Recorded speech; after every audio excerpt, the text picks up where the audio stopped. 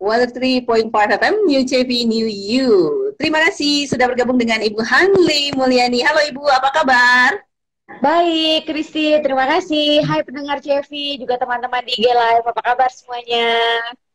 Iya, senang ya bisa bergabung kembali dengan IG Live Ibu Hanli, dan topik kita kali ini mengenai generasi digital. Apa itu Bu generasi digital sebetulnya? Ya, istilah terminologi digital ini saya ambil dari istilahnya David dan Jonas Tillman ya, dalam buku mereka Generasi Z. Nah, David dan Jonas Tillman ini papa dan anak. David Tillman sendiri dikenal dengan peneliti generasi, meskipun dia bukan seorang saintis ya. Dia pernah meneliti generasi sebelum generasi Z, yaitu generasi millennials atau disebut juga generasi Y, terus generasi X ya. Dan yang terakhir yang di research adalah generasi Z. Dan salah satu karakteristiknya adalah digital. Jadi kita hari ini membahas mengenai karakteristik generasi digital itu. Nah, digital itu sebenarnya singkatan sih, Kristi, ya, teman-teman. Jadi digital itu singkatan dari fisik and digital sebenarnya, fisik and digital.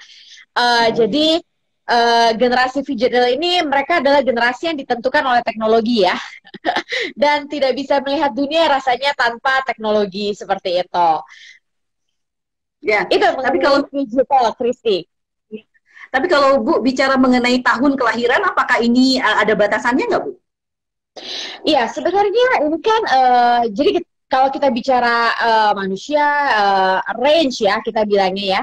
Jadi generasi tradisionalis itu yang sebelum 1946 kelahirannya. Lalu baby boomers itu yang antara 1946 sampai 1964.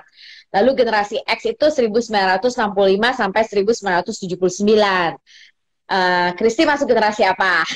Generasi milenial atau Y itu 1980 sampai 1994. Lalu generasi Z itu 1995 sampai 2012, dan generasi Alpha 2012 sampai sekarang. Tapi saya belum baca research ya mengenai generasi Alpha karena mungkin mereka masih kecil-kecil ya. Dan tapi menurut saya baik Alpha maupun generasi Z ini digitalnya sama deh. Ya. Bahkan sebetulnya kita yang generasi apa lebih awal begitu ya, baru mengenal komputer ataupun juga gadget yang sekarang sudah semakin berkembang, kita juga bisa termasuk generasi digital karena kita sekarang aktif juga dengan gadget ya Bu ya. Betul. Jadi sebenarnya siapa sih kalau kita bilang, kalau kita pakai perumpamaan atau istilah imigran, pendatang sama citizen, penduduk asli, siapa sih penduduk asli di zaman sekarang? Yo, siapa penduduk asli di zaman sekarang? Kita orang tua, guru, atau siswa-siswa kita atau anak-anak kita? Siapa yang imigrannya? Jadi sebenarnya citizennya, penduduk aslinya ya anak-anak ya, siswa-siswa ya. Ya tadi mereka adalah generasi yang sudah lahir ya dengan teknologi, ditentukan oleh teknologi, dan rasanya tidak bisa melihat dunia tanpa teknologi ya. Sedangkan kita orang tua, guru itu imigran ya. Nah, jadi imigran perlu beradaptasi ya kan, supaya bisa menyesuaikan diri dengan perubahan zaman, supaya bisa relate juga dengan anak-anak generasi digital ini. Jadi bisa dibilang kita meskipun generasi X, generasi milenial, kita juga sudah punya karakteristik digital ya, karena perubahan zaman mengkondisikan kita untuk beradaptasi juga untuk menjadi digital seperti itu. Oke, jadi selain perbedaannya dari tahun kelahiran, sebetulnya ada perbedaan apa lagi sih Bu yang signifikan di antara generasi-generasi ini Bu? Jadi kalau misalnya kita kan sering dengar generasi saya gitu ya, mengomentari anak-anak generasi sekarang tuh, aduh anak generasi sekarang tuh begini, rasanya banyak negatifnya ya. Mungkin kalau kita ngobrol sama anak-anak generasi sekarang ya, remaja-remaja, aduh bokap nyokap papa mama aku tuh aduh jadul banget sih, begini gitu ya. Nah pertanyaannya sebenarnya generasi mana sih yang lebih baik, lebih buruk, lebih benar, lebih salah gitu ya. Kan pasti jawabannya tidak ada generasi yang lebih baik, lebih buruk, lebih benar, lebih salah. Tapi memang akhirnya setiap karakteristik, setiap generasi itu punya karakteristik tersendiri. Kenapa akhirnya misalnya remaja tahun 1990-an punya karakteristik sendiri dibandingkan remaja tahun 2000 belasan ini, 2000 belasan ini, ya karena perubahan zaman itu sendiri.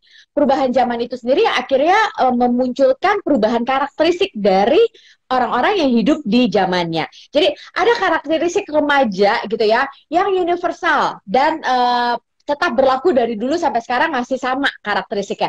Tapi ada khas karakteristik remaja yang zaman tahun 2000 belasan dibandingkan karakteristik remaja tahun 1900-an. Seperti itu. Karena perubahan zaman itu sendiri, Kristi.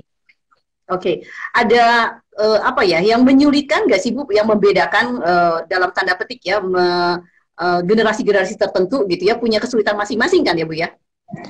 Oh ya, setiap generasi pasti punya tantangannya masing-masing ya, kekuatannya masing-masing, area kurang kuatnya masing-masing.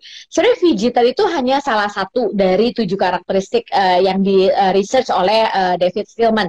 Tapi karena keterbatasan waktu kan kita nggak mungkin membahas 7-7-nya, ya kan? Dan rasanya sih yang paling perlu kita ketahui adalah ya si digital ini dulu ya, karena itu akan mempengaruhi tuh cara bergaul anak-anak sekarang, cara berteman, cara bergaul berteman sama ya, cara belajar dan cara bekerja. Oke, nah kalau ada viewers ya yang sekarang sedang menyimak live IG-nya di Ibu Hanli dan juga sedang menyimak live on air-nya, silakan mau bertanya boleh ya.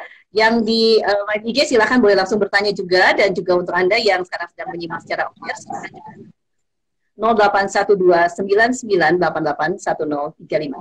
Oke, kita masuk Bu ke generasi digital. Ya, jadi kita akan membahas mengenai cara mau apa dulu? Bergaul, bekerja, berbelajar. Ya, bergaul dulu deh. Bergaul dulu ya. Jadi digital, fisik and digital ya, fisik and digital mix gitu.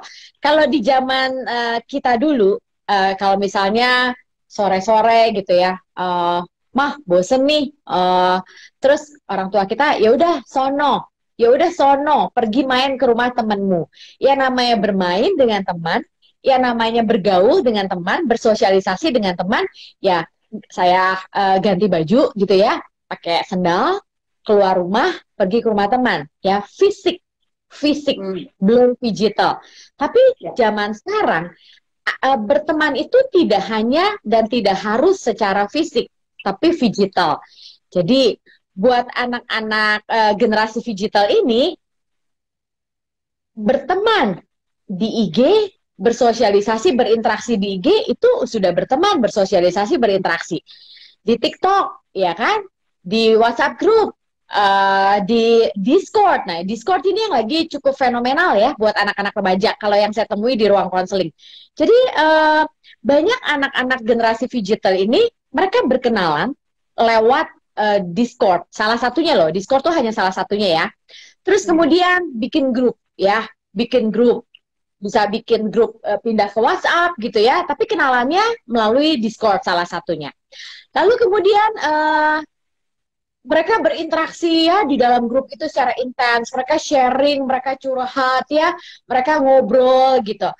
Dan saya juga banyak dengar anak-anak generasi digital ini bilang begini, they are my family, they are my family. So very interesting ya, they are my family. Jadi teman-teman yang dia kenal melalui Discord, melalui social media, melalui digital, dan mereka berinteraksi, bikin grup, they are my family.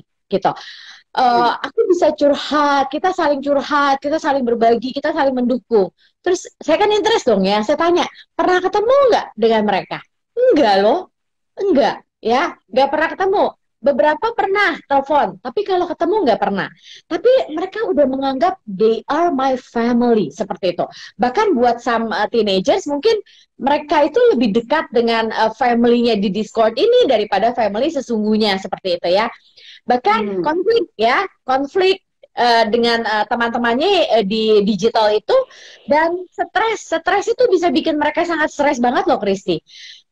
Sangat affected buat mereka ya, dan ini adalah khas ya, cara bergaul, cara bersosialisasi, cara berteman generasi digital. Jadi kalau misalnya kita dulu ya, misalnya mau ketemu selebriti idola kita, gitu kan, Kristi, kita kan harus ketemu dia ya, nunggu dia konser, datang kan. Tapi sekarang ini karena si digital ini, misalnya sama siapa ya? Sama Raffi Ahmad misalnya ya. Eh, mentionan ya, @Raffi Ahmad, terus Raffi Ahmad balas lagi @Halim Mulyadi. Oh, udah langsung aku ngobrol lu sama Raffi Ahmad gitu ya misalnya. Nah, itu ya, jadi dengan mention, dengan hashtag gitu, itu juga sudah bersosialisasi, sudah bergaul, sudah berinteraksi buat generasi digital. Dan kita lihat itu nggak cuma anak-anak muda ya, tapi orang dewasa, parents, mama-mama juga kita lihat fenomena itu juga sudah ada. Akhir-akhir ini kan ada yang viral gitu ya di Indonesia, ada yang viral, terus kemudian sang orang tuanya ini mention ya, mention nama orang tua yang lainnya. Jadi lihat orang tua aja curhat, menegur seseorang itu udah lewat digital. Iya, dan kalau kita lihat seperti itu berarti sebetulnya kita semua sudah dikuasai ya Bu ya oleh digital dan menjadi generasi digital. Ada dampak buruk nggak sih Bu yang perlu kita waspadai sebagai orang tua? Oh, dampak buruknya kalau researchnya mengenai pengaruh digital mah banyak banget ya, selain dampak baiknya. Dampak buruknya juga banyak banget. Jadi pertama, kita perlu tahu batasan lah. Kapan sih kita, misalnya, kapan sih kita menggunakan digital untuk misalnya curhat sesuatu, menyampaikan sesuatu, ya, bicara sesuatu. Kita perlu tahu batasannya. Mana yang bisa lewat digital, mana yang memang kita perlu ketemu secara fisik seperti itu. Yang ini bukan konsumsi untuk digital. Terus kemudian anak-anak remaja, anak-anak juga perlu tahu itu. Karena anak-anak tuh curhat ya sebebas-bebasnya di secara digital. Terus kemudian tetap harus ada interaksi nyata dengan orang nyata. Karena emosi kedekatan secara emosi ketika kita bertemu secara fisik ya, berkomunikasi langsung secara fisik itu tidak akan tergantikan dengan yang namanya digital itu. Jadi perlu diseimbangkan kali Kristi ya, seperti itu. Kalau enggak ya berdampak buruk terhadap manusia kalau selalu digital. Ya, bagaimana orang tua bisa memberikan batasan ya Bu ya, karena sekarang kan semua sudah ada di tangan kita gitu Bu, dan anak-anak yang generasi sekarang ini kan juga lebih apa ya, betul-betul tergantung pada handphonenya. Ini orang tua kan mengalami juga kendala ya, karena nggak gampang itu memisahkan mereka ini yang sudah attached gitu Bu. Iya, yang pasti perlu percakapan dengan anak. Jadi perlu percakapan, perlu ngobrol, perlu conversation, mengedukasinya through conversation, percakapan. Jadi misalnya, tapi kita jangan pendekatannya ini, kamu nggak boleh loh ya curhat di sosial media, kamu tuh nggak boleh ya berteman dengan orang. Tapi kita pakai conversation. Menggunakan digital ya untuk menyampaikan sesuatu itu boleh ya, karena memang sometimes kita perlu ya, dan itu positif kasih contohnya. Cuma ada hal-hal tertentu yang memang nggak bisa ya, dan nggak pantas secara sosial kita menyampaikan itu secara digital. Kenapa nggak pantas ya, jelasin, kasih contoh-contohnya apa ya, atau mungkin yang pernah viral-viral di Indonesia, lihat ketika kita menyampaikan ini secara digital ya, apa yang terjadi, bagaimana reaksi orang, bla bla bla. Perlu kita edukasi sih. Ya. Ini sering menjadi pertanyaan umum ya Bu ya, tentunya juga pendengar TV ataupun viewers juga mungkin masih ada yang berpikir, di usia berapa sih sebetulnya anak boleh punya media sosial atau boleh berinteraksi secara digital? Kalau kita lihat regulasi yang ada di Facebook, Instagram, rasanya setahu saya nggak ada yang di bawah 15 tahun ya sebenarnya ya. Kalau kita mau follow the regulation loh, seperti itu. Tapi kan kenyataannya sekarang kalau kita tim SOA ngasih training ke sekolah-sekolah, itu even anak-anak kelas 4 SD, anak kelas 5 SD ya, itu juga mereka sudah banyak sekali yang punya akun sosial media, dan bahkan lebih dari satu seperti itu. Menurut saya sih SD ya, saya sih baru mengizinkan anak saya tuh punya akun sosial media tuh WhatsApp.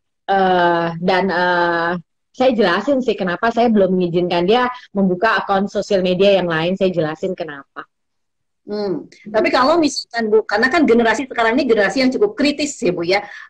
Ketika teman-temannya sudah punya media sosial, punya IG, punya apa, dan anak kita dibatasi tidak bisa atau tidak boleh atau belum boleh punya itu, ini apa yang akan terjadi dengan anak kita di peer groupnya? Iya, ini memang susah ya. Makanya dukungan, kedekatan, relasi, dukungan dari orang tua buat anaknya itu sangat penting. Karena kalau melawan arus itu kan nggak gampang ya. Tapi kan anak-anak juga perlu sadari bahwa sesuatu yang benar itu sesuatu yang benar itu tidak ditentukan oleh majority. Artinya kalau majority melakukan itu artinya itu benar. Kan itu yang juga perlu disadari oleh anak-anak kita seperti itu.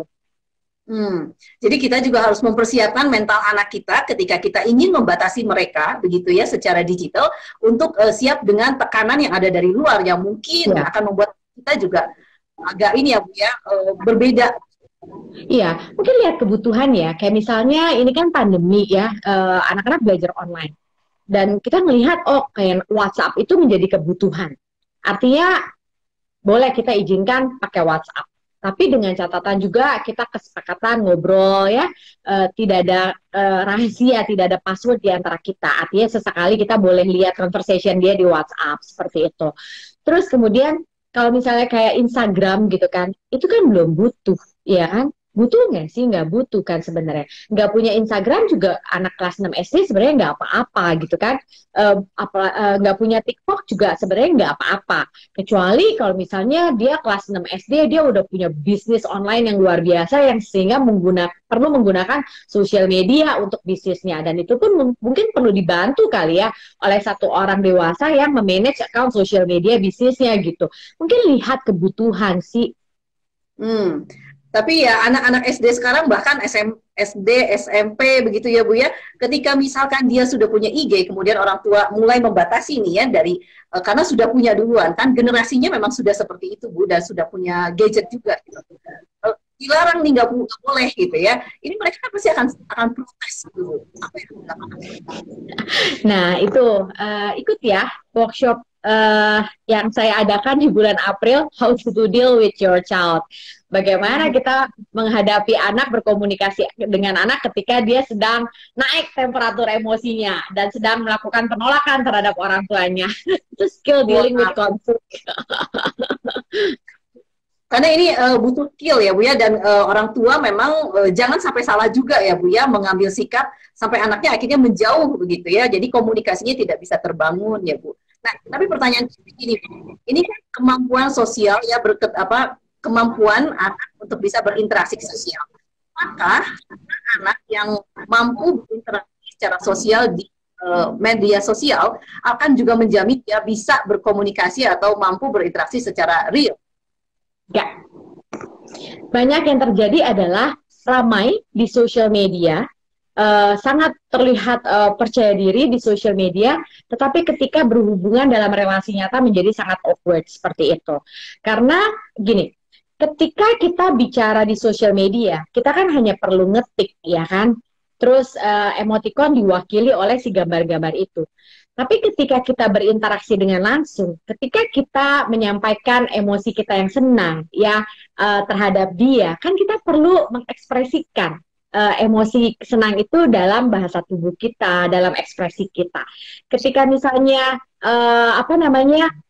menyapa, ya kan, kita perlu Hai Kristi gitu kan. Dan kita perlu menatap, terus kita perlu intonasi suara kita ya, bahasa tubuh kita beda lah, tidak akan mungkin terwakili. Dan banyak Kristi yang kami temui ya, pengalaman di ruang konseling ya, anak-anak itu lari ke sosial media, lari ke game online karena mereka itu tidak kurang relasinya di keluarganya sendiri. Itu satu. Ketika mereka punya masalah dalam pertemanan, alih-alih mereka meningkatkan kemampuan, keterampilan sosial mereka larinya ke sosial media, ke game online ya.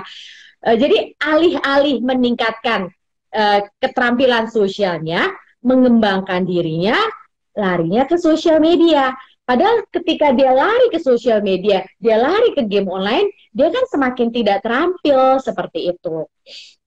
Ya, ada istilah antisosial begitu Bu yang kita kenal sekarang ya. Tapi kalau Kristi menyimak dari apa yang Ibu sampaikan, ini mungkin antisosial ini ada dua ya. Apakah antisosial ketika anak berada di sosial, virtual sosial, atau di sosial yang dihadapi begitu ya Bu ya? Ya, kalau antisocial itu kan udah satu diagnosa klinis ya, antisocial disorder. Tapi mungkin kalau kita, apa ya, anak-anak zaman sekarang tuh banyak yang mager, males gerak gitu. Tidak terampil secara sosial, mungkin itu lebih tepat sih. Tidak terampil secara sosial. Nah, sekarang kita bicara dampak terburuk ya Bu ya, ketika anak-anak generasi ini memang betul-betul tidak terampil secara sosial, yang akan dihadapi ke depan. Iya, saya cuma dengar, belum saya dalami ya. Katanya di Jepang itu kan sudah masuk, sudah memikirkan atau sudah mulai juga masuk ke 5.0 gitu ya. Dimana di industri 5.0 itu mulai memikirkan bagaimana memanusiakan kembali manusia gitu. Industri 4.0 kan mengotomatisasi, memesinkan, merobotkan gitu ya. Itu ya, jadi mulai concern ya terhadap hal-hal seperti itu lagi.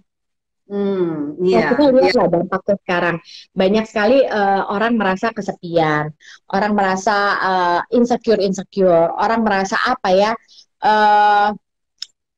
semakin terpuruk ya, menarik diri ketika dia semakin masuk ke dalam sosial medianya, game online-nya. Itu kan yang udah kita lihat kan. Bahkan ada kesepian di antara keramaian ya Bu ya, yang kita ada dalam satu kondisi itu ya. Iya, oh itu ironi sekali Kristi. Kita memang banyak menemukan ya anak-anak remaja itu kalau kita masuk ke sosial media account-nya, TikTok-nya, YouTube-nya, Instagram-nya, mereka terlihat begitu hidupnya ya, begitu cheerful-nya.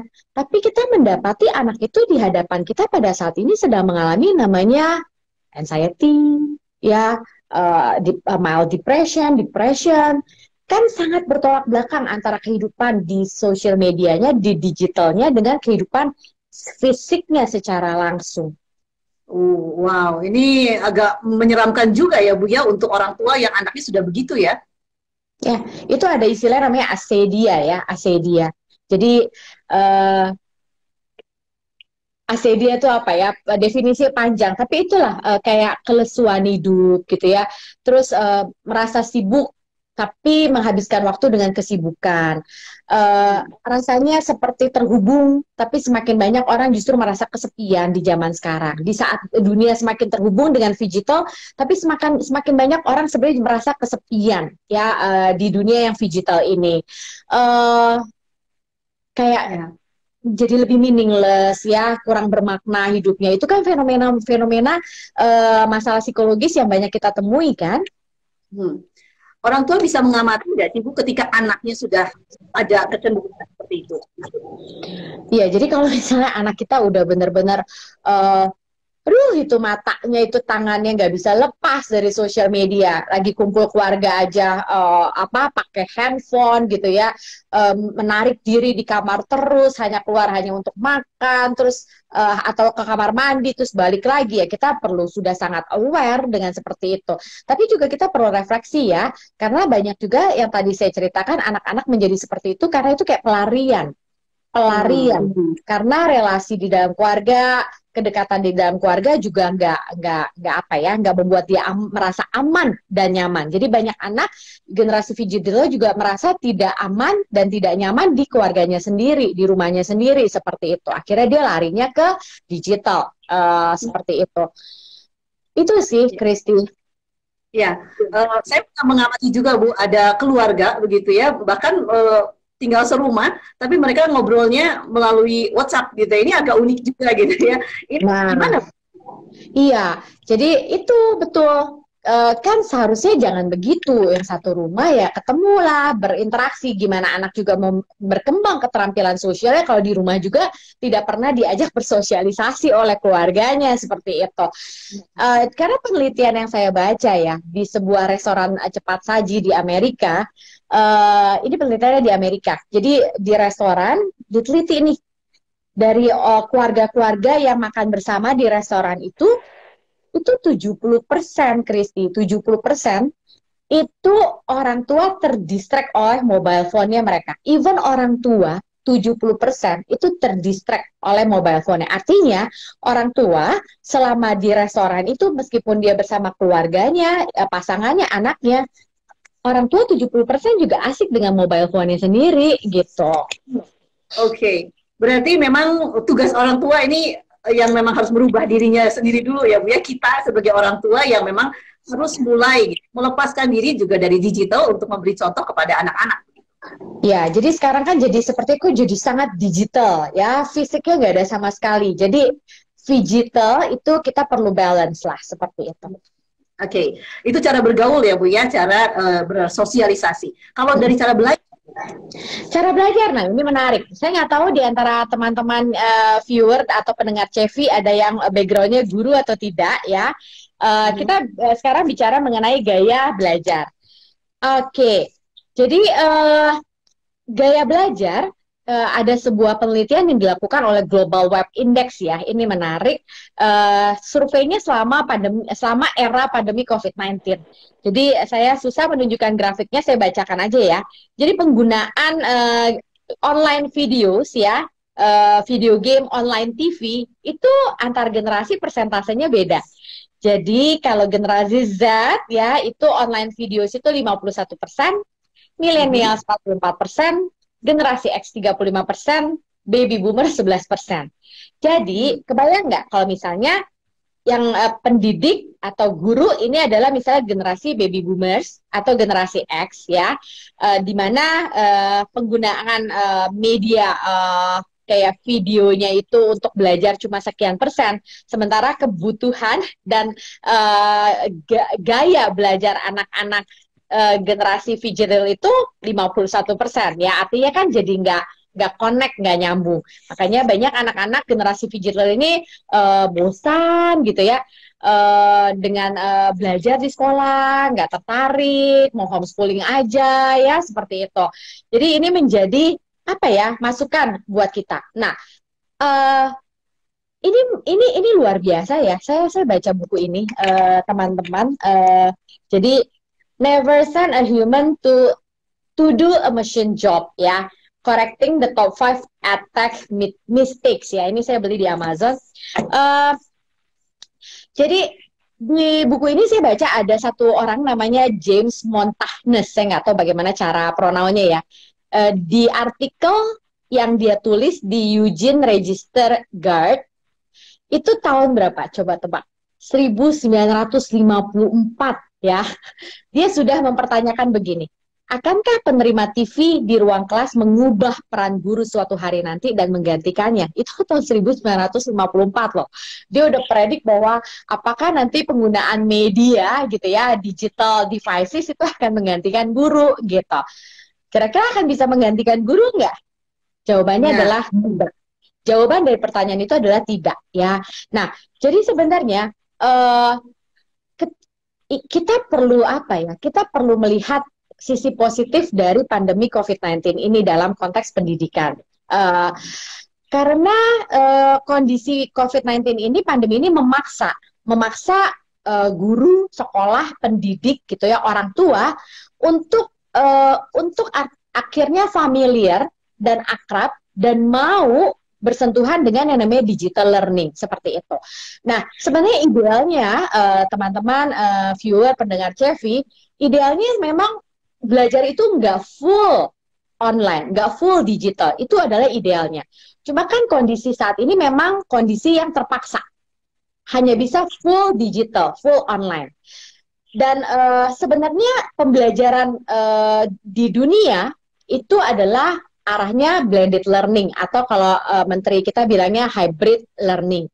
Tapi sebenarnya blended learning untuk di negara-negara maju negara-negara pendidikan maju ini mah udah kapan-kapan tahu mereka udah blended learning, udah hybrid learning. Makanya negara maju itu ketika pandemi COVID dalam konteks pendidikan mereka nggak terlalu shock gitu ya, mereka mudah sekali untuk adjust, atau sekolah-sekolah swasta di Indonesia yang memang sudah terbiasa blended learning. Tapi yang enggak, yang belum, kita kan awal-awal COVID kan benar-benar kewalahan banget kan, gurunya juga nggak ngerti gimana cara blended learning, terus infrastrukturnya juga nggak ada. Padahal kalau kita memang Indonesia itu mau apa ya, mau bisa menyesuaikan diri dengan dunia dan untuk maju, mau nggak mau itu sudah harus ke arah digital juga di dunia pendidikan seperti itu. Tapi memang untuk anak-anak yang lower grade kayak SD, kayak TK, itu persentase fisik learningnya, offline learningnya itu perlu lebih banyak daripada online learningnya secara persentase untuk anak-anak usia segitu. Cuma kan again saat ini kan memang kondisi yang tidak memungkinkan kita untuk digital secara learning, tapi arahnya ke depan harus seperti itu. Kita nggak boleh balik ke hanya fisik learning, nggak boleh nanti balik ke murni fisik learning. Karena dunia maju, kalau kita mau ikut dengan kemajuan dunia, itu sudah harus ke arah sana. Nah, ciri-ciri anak zaman sekarang ya, Kristi, itu mereka belajar dari tutorial, ya kan? Tutorial, ya. Ciri khas generasi digital itu juga do it yourself. Jadi peran guru, peran pendidik itu yang nggak bisa sama. Jadi misalnya gini, saya dengar cerita juga dari beberapa sekolah yang banyak guru-guru yang dari generasi X, generasi baby boomers yang akhirnya mengundurkan diri. Kenapa mereka mengundurkan diri? Karena mereka nggak sanggup gitu ya untuk beradaptasi dan adjust dengan kondisi gaya belajar anak-anak generasi digital ini seperti itu. Mereka kewalahan. Karena memang mau nggak mau kita harus menyesuaikan kan, karena arah zaman udah ke arah sana. Nah, jadi guru, pendidik, kalau zaman saya kan itu feeder ya, memberikan materi, mengajari materi yang ada di buku, dan karena memang hanya dari itu aja. Sekarang nggak bisa. Kalau cuma kayak begitu mah, Google juga sudah sangat lengkap ya, sangat semua juga ada di situ. Jadi peran guru, peran pendidik itu lebih ke inspiring, motivate ya, mendorong discussion, bring students together ya, ketika membahas satu topik tertentu. Jadi guru itu, pendidik itu harus menjadi the beating heart, apa ya, jantung, the beating heart, jantung yang berdetak dari pendidikan seperti itu.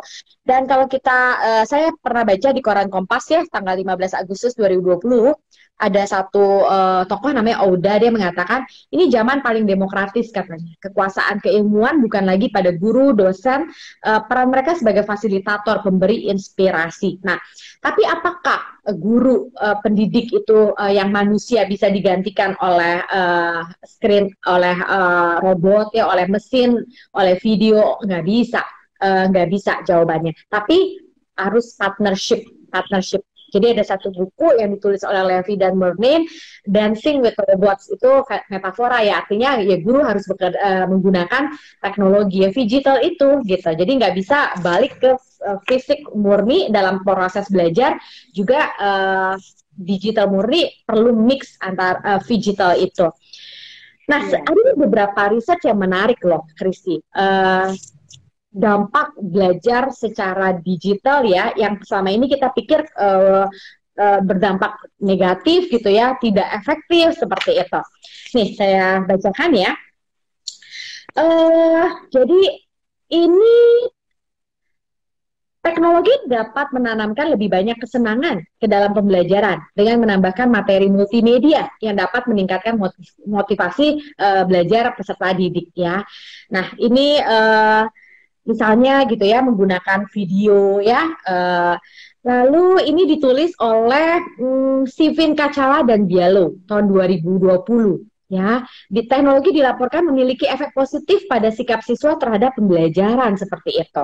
Apalagi tadi kita lihat ya, consumption terhadap video online itu buat anak-anak generasi digital tuh tinggi sekali. Jadi siswa yang berpartisipasi dalam jaringan pembelajaran yang terhubung dengan komputer ditemukan memiliki motivasi yang meningkat, pemahaman yang lebih dalam tentang konsep dan kemauan yang meningkat untuk menangani pertanyaan sulit. Ini menurut Rochelle, P. Hotley, Gordon, dan Minson 2020. Tinjauan lain melaporkan penggunaan teknologi yang efektif menyebabkan kehadiran sekolah yang lebih tinggi dan tingkat putus sekolah yang lebih rendah. Ini dalam penelitian yang dilakukan oleh Coley tahun 1997. Nah, satu lagi, Bernard 2004 ya, dan tinjauan lain dari literatur pendidikan jarak jauh, Kavanaugh 2001, Morse 1904 menunjukkan tidak ada perbedaan yang signifikan dalam efektivitas antara pendidikan jarak jauh dan tatap muka selama ya guru itu bisa menyajikan materi, tampilan visual dan tampilan auditorinya itu menarik dan kuat sehingga masuk ke long term memory peserta didik kita. Seperti itu. Ya, nah Bu, bicara mengenai gaya belajar ya Bu ya, dengan adanya kondisi pandemi seperti sekarang. Kita tahu pandemi ini kan akan segera berakhir ya Bu ya, sedangkan anak-anak generasi digital ini kan sudah mager gitu ya, belajar sendiri di rumah, semuanya sendiri begitu. Apa yang akan terjadi ketika mereka masuk ke dalam real gitu kan, sekolah secara fisik? Ya, menurut saya sih itu alami aja ya, bahwa beradaptasi, proses adaptasi aja. Jadi ketika dari fisik sekarang jadi full digital, awalnya pasti kan wah banyak kekeosan ya kan. Sekarang setelah 1 tahun ya sudah semakin banyak yang bisa beradaptasi. Nanti ketika balik lagi ke digital, harusnya digital, nggak boleh fisik 100% lagi ya kalau dalam konteks pendidikan. Pasti nanti ada momen beradaptasi lagi, dan menurut saya it's okay sih, it's normal ya manusia. Tapi memang setiap perubahan itu biasanya menyebabkan stres. Jadi nanti ada masa-masa stres lagi ya, harus beradaptasi. Tapi nanti lama-lama terbiasa. Ya, terima kasih sudah di live kita hari ini. Untuk Anda yang baru mendengarkan siaran Parenting Edu Talk di 103.5 FM. Yang ingin berinteraksi silakan ya. Sekarang dengan Ibu Handri yang mau bertanya soal mungkin anaknya yang ketergantungan digital begitu boleh. Dan kita masih ada satu lagi ya Bu ya, cara bekerja gitu ya Bu ya. Bagaimana sih sebetulnya generasi digital ini? Ya, cara bekerja nggak kalah menarik. Ini terutama buat teman-teman pendengar CV yang punya perusahaan dan mau meng-hire generasi digital. Ya. Jadi kalau kita mau meng-hire generasi digital, mereka tidak akan tertarik pada perusahaan yang tidak ada website ya, tidak eksis di social media ya. Artinya kalaupun punya website, punya social media tapi nggak update ya, sebulan nggak update, apalagi 2 bulan nggak update, itu udah di questioning banget sama anak-anak generasi digital. Dan mereka mungkin nggak akan merasa itu perusahaan itu, nggak akan merasa perusahaan itu sebagai perusahaan yang keren dan asik untuk didatangi seperti itu ya. Jadi kalau misalnya melamar kerja itu masih pakai sistem fisik manual ya, tulis surat lamaran, kirim surat lamaran, itu juga buat mereka tuh nggak cool gitu ya, jadul banget. Jadi kalau misalnya perusahaan itu punya aplikasi, melamar lewat apps ya, itu akan lebih menarik, perusahaan itu jadi lebih menarik buat mereka. Dan memang anak-anak generasi digital itu lebih tertarik kerja di startup company ya. Bahkan mereka juga pengen bikin startup daripada kerja di established company ya. Itu surveinya begitu. Dan buat anak-anak generasi digital, kerja itu bisa di mana aja, kapan aja, flexible hours, flexible place, tempat seperti itu. Kalau kita orang tua masih pakai cara berpikir fisik gitu ya, nggak yang digital. Kalau kita melihat anak kita tiap hari di rumah ya, dengan laptopnya, dengan mobile phone-nya, meskipun anak ini menghasilkan uang loh ya, orang tua mungkin nggak merasa secure. Kamu tuh sebenarnya kerja nggak sih? Karena buat kita kerja itu harus pakai baju rapi, pergi ke kantor ya, pergi pagi, pulang sore, seperti itu. Nah ini perbedaannya ya. Makanya co-working space itu kan menjadi berkembang di zaman sekarang seperti itu. Bahkan mereka ini menciptakan pekerjaan mereka sendiri. Generasi digital itu menariknya ya. Kalau kita kan zaman dulu mau melamar kerja, job desk-nya ini, job title-nya ini, job desk-nya apa gitu ya, job title-nya apa, job desk-nya apa, dan kita dulu proud ya dengan yang namanya supervisor, asisten manager, direktur gitu ya, presiden direktur, itu kita ya. Buat anak-anak generasi digital, sasaran mereka nggak begitu ya, nggak yang karena pola berpikir mereka juga bukan stage of life tapi phase of life seperti itu. Jadi mereka banyak menciptakan pekerjaan-pekerjaan. Jadi buat anak-anak generasi digital, mereka bisa create job desk-nya sendiri, mereka bisa create job title-nya sendiri, mereka bisa create kartu namanya sendiri gitu, yang sangat customized. Contoh ya, pekerjaan-pekerjaan yang terkait dengan digital yang dulu nggak ada, sekarang ada. Social media specialist itu menjadi satu profesi yang sangat dicari di zaman sekarang. YouTubers kita udah sering dengar ya. Content creator itu juga pekerjaan yang sangat dicari dan berbayar mahal juga content creator. Content creator bikin apa sih? Nah, setiap orang itu kan pengen punya YouTube channel, ya kan? Setiap orang itu pengen punya Instagram, tapi kan banyak yang mereka nggak punya waktu atau nggak ada ide untuk bikin kontennya. Ini kerjaan si content creator seperti itu. Influencer, restorator tuh ini. Saya ada satu nonton di YouTube ya, yang kita suka nonton sekeluarga itu food ranger yang mereka dia khusus food street ya, dia pergi kemana ya, ke Indonesia, terus begitu cobain masakan Padang gitu ya, terus dia Suyani, amazing, terus akhirnya dapat nilai 9 gitu ya. Nah ini satu profesi baru juga gitu, jadi konsultan bisnis makanan kalau misalnya title yang lebih formalnya ya. Nah ini contoh-contoh beberapa job desk, job title terkait digital yang dulu nggak ada, yang sekarang wah ya dicari dan berbayar mahal seperti itu. Ada pertanyaan dari Ibu Renata _Rifai, katanya di sekolah anak saya ada aturan boleh tidak menyalakan video pada saat online learning dengan alasan katanya sering nge-lag kalau videonya nyala. Apakah ini berdampak pada konsentrasi pembelajaran siswa? Gimana? Di sekolah saya? Di sekolah anak saya ada aturan boleh tidak menyalakan video pada saat online learning dengan alasan katanya sering nge-lag kalau videonya nyala. Apakah ini berdampak konsentrasi pembelajaran siswa? Yang buat aturan itu sekolah. Artinya anak-anak kalau nggak mau nyalain video nggak apa-apa. Takut nge-lag katanya. Tatap muka seperti ini. Sebenarnya sih, ya kalau jaringan internet kita nggak tahu ya. Tapi sebenarnya ketika misalnya pada saat sekolah kita bisa bertatap muka, kita bisa berinteraksi langsung, itu sebenarnya ada dampak yang positif juga dibandingkan kalau misalnya semua teman-teman di kelas itu tutup video dan tidak ada interaksi langsung, interaksi hanya lewat chat.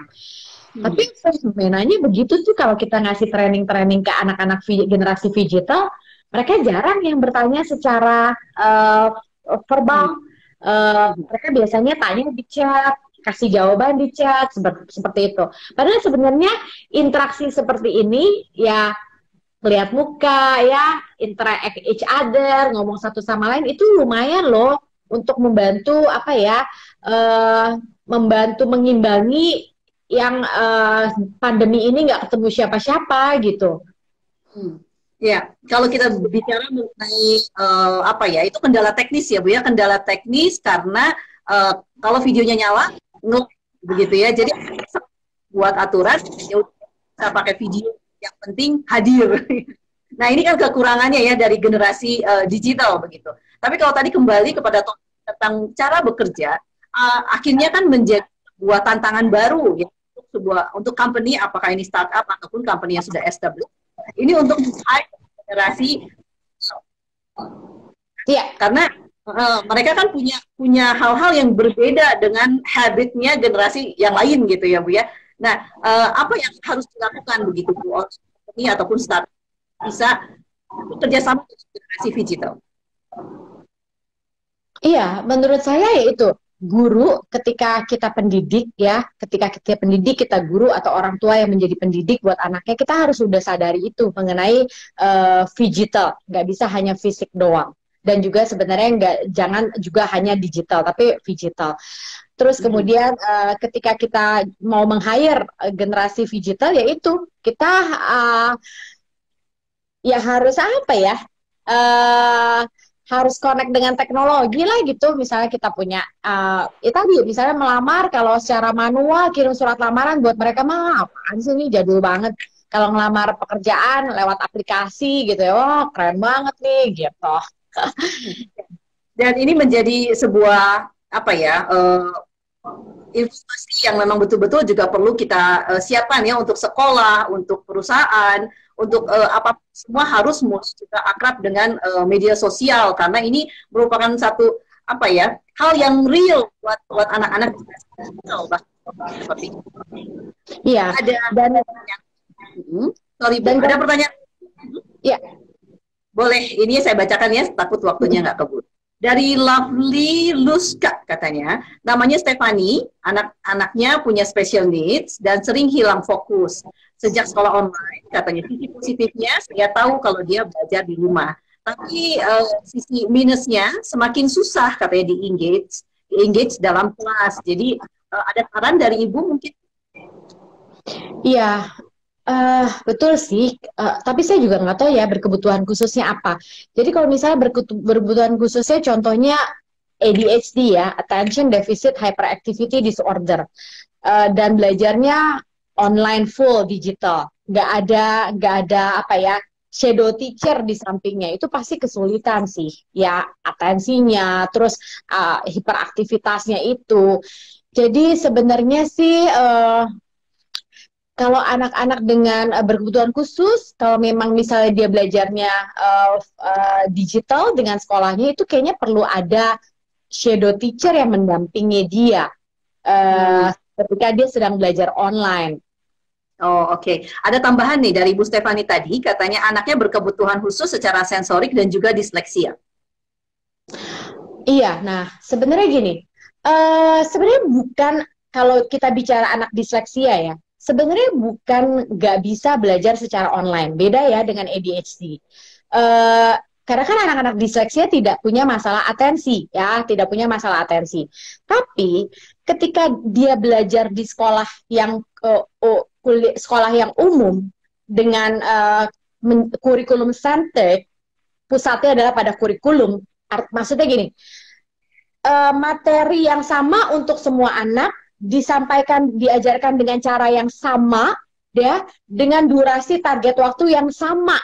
Nah, ini yang nggak bisa buat anak disleksia seperti itu. Jadi membaca, mengajari membaca atau membaca materi dengan jumlah yang sama, dengan kecepatan yang harus sama, terus kemudian nah itu yang nggak bisa. Jadi sebenarnya bukan nggak bisa belajar online nih kalau anak-anak disleksia, tapi ketika menyampaikan materinya dengan cara yang sama, dengan kecepatan yang sama dengan anak-anak yang tidak disleksia, nah ini yang pasti anak disleksia pasti akan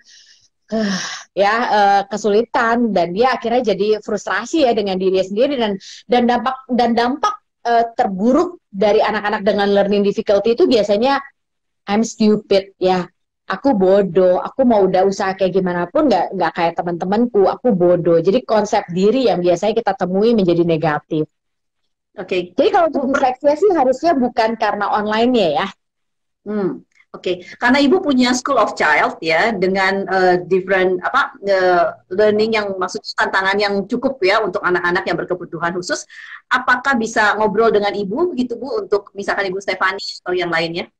Oh boleh, silakan hubungi kami silakan follow IG-nya School of Child @schoolofchild. Nanti bisa DM di situ, kami bisa ya kita bisa diskusi lah. Oke. Lebih dalam lagi. Karena kan orang tua pasti punya tantangan juga yang lebih ya Bu ya, selain dari generasi digital ini, kemudian anaknya juga berkebutuhan khusus, jadi orang tuanya harus punya skill juga ya Bu ya, untuk menghadapi ini gitu ya. Nah, jadi dari sebenarnya baik juga lah ya, apa kekurangan generasi digital secara dan mungkin secara psikologis, kekurangan generasi digital. Kekurangan generasi digital secara psikologis. dan secara umum. Dan secara umum kekurangannya. Ya tadi ya, akhirnya generasi digital ini kalau akhirnya menjadi sangat digital, nggak lagi balance fisik and digitalnya dalam relasi dengan manusia, dalam bekerja, dalam belajar, dalam apapun, akhirnya keterampilan sosial mereka jadi rendah. Padahal kalau kita lihat researchnya yang membuat manusia itu kunci kebahagiaan manusia itu katanya ketika punya relasi yang baik secara nyata seperti itu. Nah, ironisnya kan digital ini meniadakan hubungan, relasi, komunikasi nyata karena nggak ada sentuhan emosi secara langsung gitu ya. Jadi sebenarnya kayak yang tidak tergantikan, manusia apa ya? Apa yang ada pada manusia yang tidak bisa tergantikan itu adalah komunikasi dan komunikasi, interaksi dan sentuhan emosi. Karena misalnya gini ya, misalnya ketika kan kalau misalnya mesin robot itu kan harus diprogram. Kalau dia tanya A, jawabannya ini. Kalau dia tanya B, jawaban ini. Kalau ada if A1 diprogramnya ini, if A2 diprogramnya ini. Tapi kan ketika kita bicara manusia, kadang-kadang kan ada if A7. Nah, itu yang nggak mungkin tergantikan oleh robot. Ya, jadi skill ya betul. ICT literacy itu adalah foundational literacies untuk di abad 21 ini, di 21st century. Karena ini ICT literacy, ICT itu information computer teknologi ya. How students apply core skills to everyday tasks. Itu, tapi skill yang semakin penting dan tidak akan tergantikan yang perlu dimiliki oleh manusia adalah berpikir kritis dan interaksi sosial dan emosi. Komunikasi, interaksi sosial dan emosi seperti itu. Oke, kita punya waktu yang terbatas. Ini sangat menarik dan pastinya masih banyak lagi pertanyaan. Ini mungkin jadi pertanyaan terakhir, Bu, dari Priscilla _Peka. Bagaimana membuat anak digital tertarik secara eksis? Kenapa? Putus-putus, Kristi? Sorry, bagaimana membuat anak digital tetap tertarik dan eksis di dunia fisik yang real gitu, Bu? Oh, sebenarnya jangan khawatir ya. Kalau kita baca juga research-nya, itu meskipun mereka generasi digital, mereka sebenarnya lebih tertarik berinteraksi secara fisik daripada hanya digital. Jadi sebenarnya kebutuhan manusia untuk tetap berinteraksi secara fisik itu tetap tinggi. Nah, cuma mungkin ya tadi ya, tanpa sengaja, tanpa disadari, kita orang tua menggunakan digital untuk babysitting. Akhirnya untuk antengin anak, akhirnya ya udah anak bablas digital, nggak balance. Terus kemudian kurangnya komunikasi, relasi, kedekatan, kehangatan di dalam keluarganya sendiri. Akhirnya dia lari ke digital. Ada masalah dalam pertemanan, ya alih-alih diberesin secara fisik, ya alih-alih ditingkatkan keterampilan sosialnya, lari secara digital, menggunakan digital untuk coping mekanismenya, untuk pelariannya. Sebenarnya kalau kebutuhan, kalau saya baca research-nya, manusia mau generasi apapun tetap lebih senang punya relasi dan interaksi langsung dengan manusia lainnya. Jadi tugasnya kita untuk menyeimbangkan ya, karena digital tidak bisa dihindari dan generasi digital ini sudah memang ada di sekitar kita, fisik and digital, dan bagaimana caranya kita tidak tertarik kepada digital adalah menyeimbangkan kegiatan fisiknya ya. Dan ya, tapi yang tadi sangat perlu digarisbawahi menurut saya, Bu, mengenai komunikasi, interaksi dan juga sentuhan fisik yang tidak bisa digantikan oleh digitalize ya. Dan ini betul dikembalikan oleh kita orang tua pendidik begitu ya pada anak-anak kita, karena kita punya kesempatan loh ya, yang bisa kita lakukan kepada generasi digital. Ibu Harli, untuk kebersamaan kita kali ini, untuk yang mau bertanya langsung kepada Ibu Harli boleh ya di IG-nya @hanlimulyani, dan juga untuk yang lebih lengkap nanti boleh disimak IG Live-nya ini ya di IG Live TV-nya IG TV Bu Hanli dan juga di New TV 103.5 FM ya. Maaf Bu, waktunya Ya, thank you ya Kristi, pendengar CV dan teman-teman semuanya. Sampai jumpa minggu depan. Bye-bye. bye. Thank you dan Kristi pamit. Terima kasih Bu Hanli. Ya, terima kasih juga. Bye-bye.